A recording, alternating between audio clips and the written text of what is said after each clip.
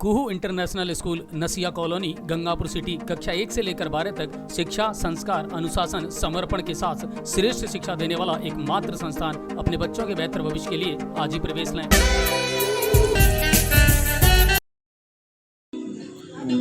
नमस्कार आप सभी दर्शकों को न्यूज़ 7 की ओर से सवाई माधोपुर से आज श्री अग्र भागवत ज्ञान अमृत कथा दिखाई जा रही है और आप ज़्यादा से ज़्यादा जुड़िए, लाइक करिए, शेयर करिए, कमेंट करिए और कथा का आनंद लीजिए। कलियुग ये दोनों युगों के भगवान हैं। और देखिए, पांडवों के वंशज राजा परीक्षित की मृत्यु के पश्चात, भारत युद्ध के पश्चात, द्वापर के अंत और कलयुग के आरंभ में अर्जुन के पौत्र तथा अभिमन्यु और उत्तरा के पौत्र राजा परीक्षित वन भ्रमण करते हुए शमीक ऋषि के आश्रम पहुंचे और कलयुग के प्रभाववश उन्होंने शमीका ऋषि के गले में एक मरा हुआ सांप डाल दिया। राजा परीक्षित के इस कृत्य से क्रोधित होकर शमीक ऋषि के पुत्र राजा ऋषि श्रृंगी ने परीक्षित को श्राप दिया कि एक सांप के डसने से 7 दिनों में तुम्हारी मृत्यु हो जाएगी। और ऋषि पुत्र के शाप के प्रभाव से तक्षक नाग के डसने से राजा परीक्षित की मृत्यु हो गई। और राजा परीक्षित की मृत्यु से परीक्षित के पुत्र राजा जन्मेजय के मन में नागों के प्रति क्रोध और प्रतिशोध की अग्नि दहक उठी और राजा जन्मेजय ने सर्पों से बदला लेने के लिए और इस धरती से नागों के अस्तित्व को मिटाने के लिए ये नाग सत्र यानी कि नाग दाह यज्ञ का आयोजन किया। और राजा जन्मेजय ने जो नाग दाह सत्र का आयोजन किया उसमें यज्ञ पुरोहित मंत्रोच्चार द्वारा नागों की आहुति देने लगे, जिससे धरती के एक एक नाग यज्ञ कुंड में भस्म होते चले गए। इस घटना से तक्षक नाग को अपने प्राणों का भय सताने लगा। तब तक्षक नाग अपने प्राणों को बचाने के उद्देश्य से स्वर्ग लोक में देवराज इंद्र की शरण में चला गया और देवराज इंद्र के सिंहासन के नीचे छिपकर बैठ गया और अपने प्राणों को बचाने का प्रयास करने लगा। यह सब देखकर वासुकी नाग ने अपने भांजे आस्तिक नाग को नागों की रक्षा करने हेतु राजा जन्मेजय के पास भिजवाकर राजा जन्मेजय को समझा बुझाकर राजा जन्मेजय का क्रोध शांत करने को कहा। आस्तिक नाग ने राजा जन्मेजय को समझा बुझाकर उसका क्रोध शांत करवा दिया। इस तरह से नाग वंश की रक्षा का उपाय सार्थक हुआ और राजा जन्मेजय ने अपना क्रोध शांत तो कर लिया, लेकिन उसके पश्चात राजा जन्मेजय ने राजसूय यज्ञ करने का प्रण लिया। तब कुरुवंश हितैषी महर्षि व्यास जी ने राजा जन्मेजय को बहुत समझाया कि तुम राजसूय यज्ञ मत करो, ये सृष्टि के हित में नहीं है, ये जनता के हित में नहीं है, ये धर्म के हित में नहीं है। लेकिन राजा जन्मेजय ने व्यास जी की बात नहीं मानी और एक घोड़े की बलि देकर राजसूय यज्ञ प्रारंभ कर दिया।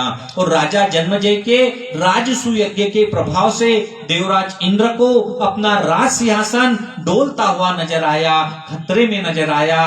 तब देवराज इंद्र ने राजा जन्मेजय का राजसूय यज्ञ असफल करने के लिए एक ऐसा भ्रमजाल फैलाया, एक ऐसा माया जाल फैलाया, जिसके प्रभाव से राजा जन्मेजय को ये झूठा आभास होने लगा कि उसने जिस अश्व की, जिस घोड़े की बलि देकर राजसूय यज्ञ प्रारंभ किया था, वो अश्व तो मरा ही नहीं, वो घोड़ा तो जीवित है। और उस अश्व ने, उस घोड़े ने उसकी धर्मपत्नी महारानी वपुष्टमा के साथ कुसंग किया है, असंवैधानिक व्यवहार किया है। इससे क्रोधित होकर राजा जन्मेजय अपनी धर्मपत्नी महारानी वपुष्टमा को उल्टा कहकर उसका त्याग कर देता है, उसे अपने राजमहल से निकाल देता है। वो हलचल बंद करो।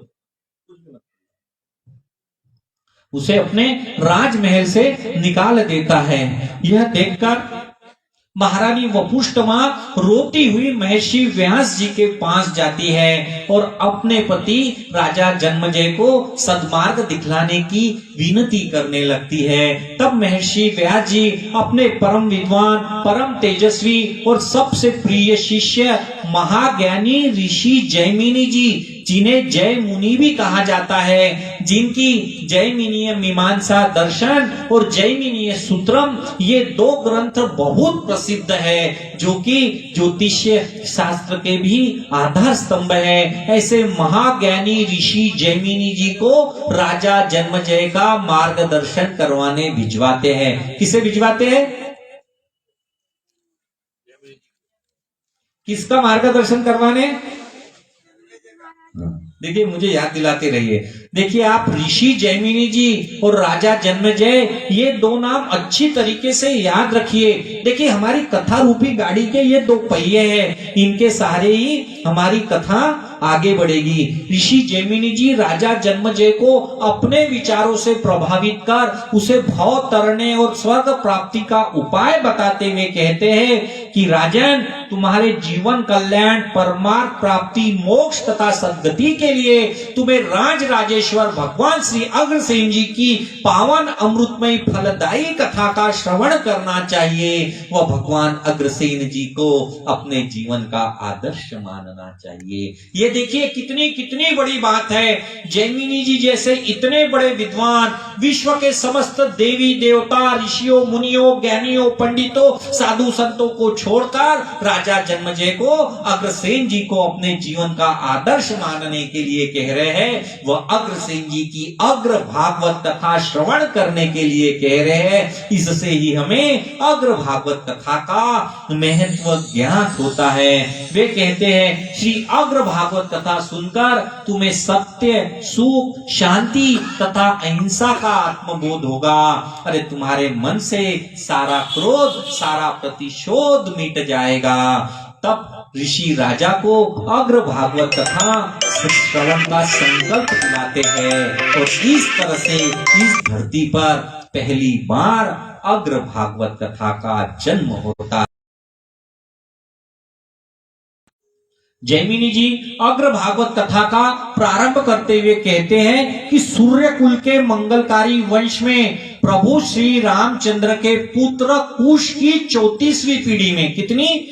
कुश की 34वीं पीढ़ी में भगवान अग्रसेन जी का जन्म हुआ। यानी राम जी की कितनी पीढ़ी में अग्रसेन जी का जन्म हुआ?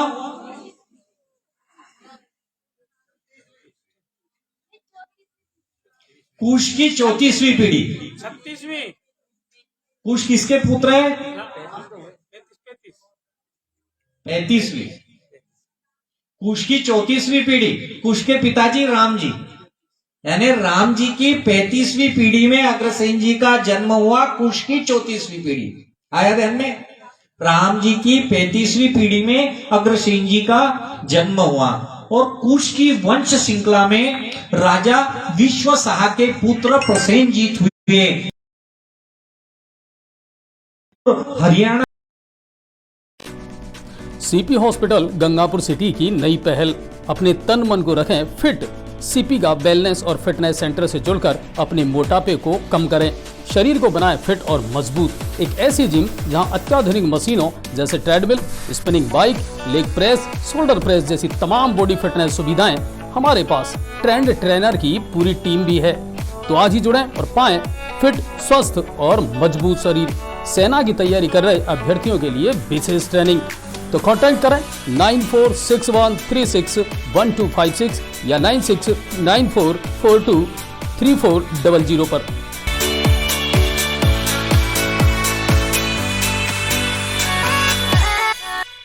प्रांत में ईशवती, सरस्वती और घग्गर, इन 3 नदियों के संगम पर 19 गांव से बना हुआ एक समृद्धशाली प्रदेश था। और राजा वल्लभ सेन जी के, अग्रसेन जी के पिता राजा वल्लभ सेन जी की रानी यानी अग्रसेन जी की माता विदर्भ कन्या भगवती थी। राजा वल्लभ सेन जी व रानी भगवती प्रजाहित में सदा तत्पर रहते तथा सत्य, धर्म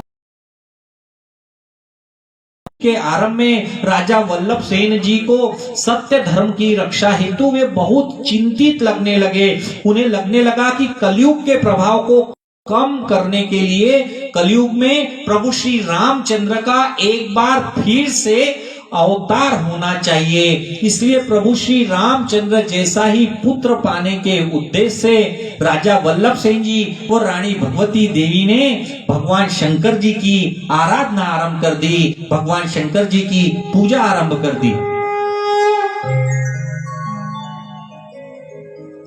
देखिए वल्लभ सेन जी और रानी भगवती, इनको पता चल गया था कि कलयुग आने वाला है जहां पर अधर्म होगा और असत्य होगा, और अधर्म से धर्म की स्थापना करने के लिए कलयुग में एक बार फिर से राम जी का अवतार होना चाहिए। इसलिए राम जी के समान पुत्र पाने के लिए इन्होंने भगवान शंकर जी की तपस्या आरंभ कर दी, इनका पूजन करना शुरू कर दिया। और डमरू वाले बाबा तुमको आना होगा, डम डम डमरू बजाना होगा। डमरू वाले बाबा तुमको आना होगा, डम डम डमरू बजाना होगा। डमरू वाले बाबा तुमको आना होगा, डम डम डमरू बजाना होगा।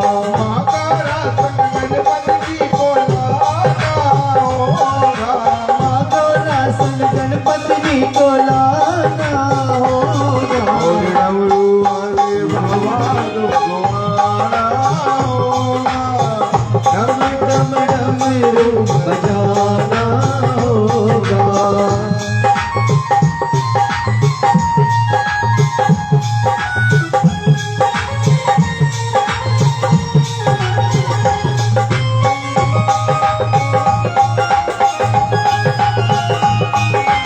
शंकर भगवान की जय।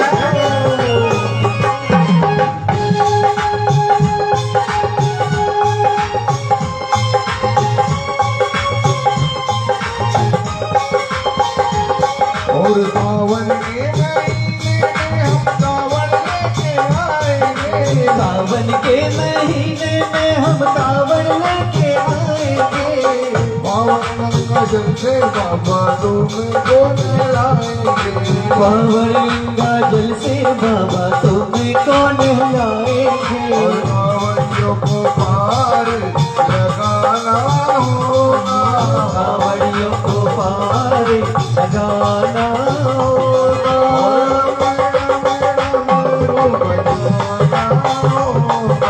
डम डम डमरू बजाना होगा। डमरू वाले बाबा तुमको आना होगा, डम डम डमरू बजाना होगा।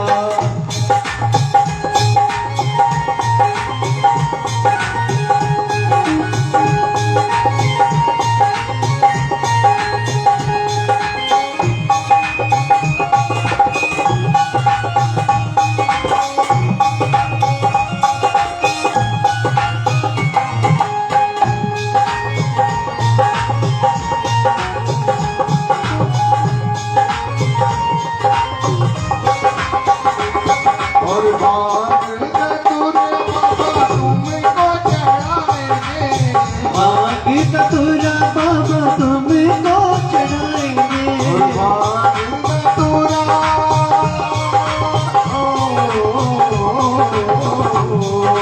बाग चतुरा बाबा तुमको चढ़ाएंगे। केसरिया जन्नत से तिलक लगाएंगे, केसरिया चंदन का तिलक लगाएंगे। आगे तो काशी मिटाना होगा।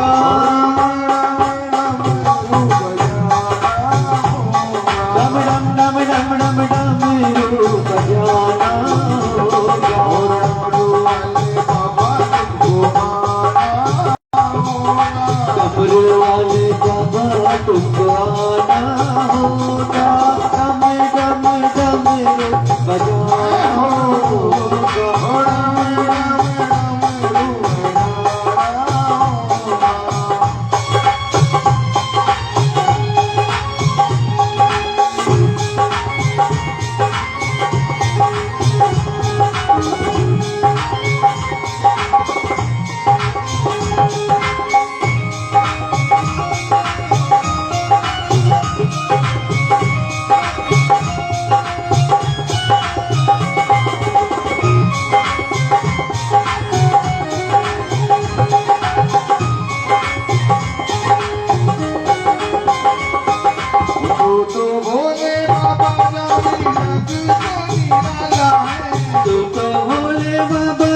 आज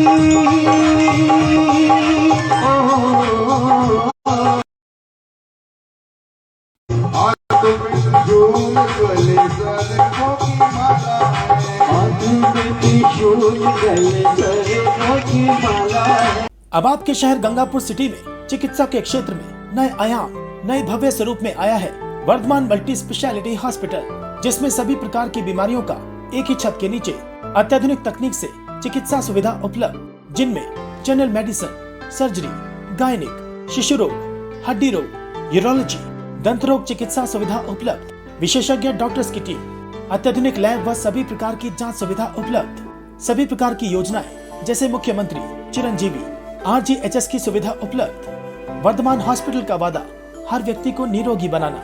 आज ही संपर्क करें Vardhman multi speciality hospital, Jaipur road, Gangapur city. Contact number 8302906531 और 746329475।